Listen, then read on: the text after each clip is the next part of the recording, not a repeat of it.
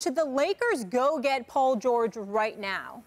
Without question. The only thing that they should not do is forfeit the #2 overall pick. You can get him potentially without having to surrender that. Outside of that, I don't care about the young assets they already have on their squad. I don't care about the prospective free agents that are available come 2018. The fact of the matter is, in terms of a two-way player, Paul George is one of the elite players in the game. He's averaged better than 23 points per game over the last 2 seasons. This past season, it was that on better than 46% shooting and more than 6 assists per game, rather 6 rebounds. So when you look at it from that perspective and what he's capable of doing, and the fact that he's capable of playing on both ends of the floor, and plus I think he's only like 26 years old, if I remember correctly. This guy still has about a decade left of basketball in him, assuming he remains healthy. I would go out and I would try to get him right now. There's no question in my mind. He's got all the requisite skills. He can defend the 1, 2, or 3 spot as a defender. He can play the 2 or the 3 as a guard. There's nothing to think about as far as I'm concerned. If I'm the Los Angeles Lakers, this is a guy that wants to be there, considering how moribund they've been over the last few years or so, how they're on the, they got to work just to be on the come up. This is a guy who wants to wear the purple and gold, which is not something that they could say about Los Angeles Lakers over the last couple of years or so. You go out, and if you have an opportunity to get this man, you get this man. You don't give up the #2 pick to get him, but outside of that, you pull no punches. You get rid of any young asset that you may have that they want, the hell with them. Goodbye, good riddance. We've got an opportunity to get Paul George. We should get him. I understand that point of view, but it's wrong. Paul George is an excellent player. We know that. He's never going to be as good as LeBron James is right now, as good as Kevin Durant is right now, even as good as Kawhi Leonard, even though they're similar in certain respects, but Kawhi is a better version of Paul George. I do not think Paul George will, and Paul George is a great player. 2 ways, as you said, can shoot, can defend, do everything you need him to do. But he's unlikely to ever be as good as Kawhi Leonard is right now. Those are the wing players with whom he will compete. So you got the 4th best wing player at best that you want to trade for. Now, he's an excellent asset to have. He is worth, you know how I always say, is a guy worth a max contract? He is worth a max contract, and maybe then some even. You maybe even get a deal with him on a max contract.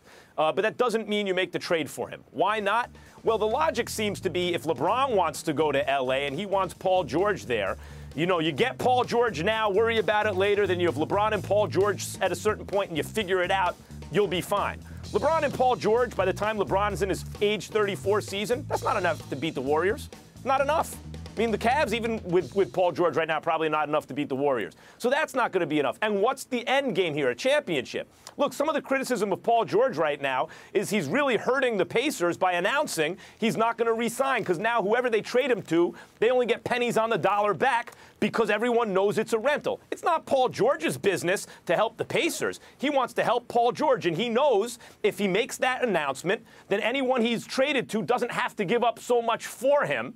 Therefore, he's not going to a team that had to deplete itself in order to get him. The Lakers are going to be able to sign him, likely, not necessarily, it is a risk, but likely going to be able to sign him without giving up any players in free agency. Why then would you give up your young assets to get him? Now, here's the one caveat, Stephen A. They signed idiotic deals with Luol Deng and Timothy Mozgov. It was Jim Buss and Mitch Kupchak's parting gift to Lakers fans to saddle them with an unnecessary salary cap problem when they had tremendous flexibility.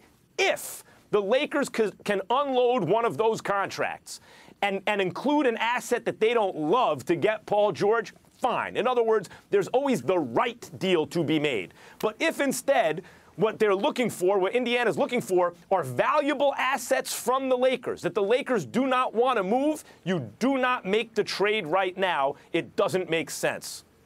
You're all over the place, but why am I surprised by that? Here's the reality of the situation, Max Kellerman. The right place. You haven't been in one place, and it's not the right place. And by the way, you usually have 3 or 4 right places, and you don't even know which right way to pick. So just listen and learn. The Los Angeles Lakers, it just 27. Like it to you. I'm trying to make a point. Don't hide. Let me make my point. The Los Angeles Lakers, over the last 4 years, 27 victories in 2013, 2014. Then after that, 21, 17, and 26 victories in a season.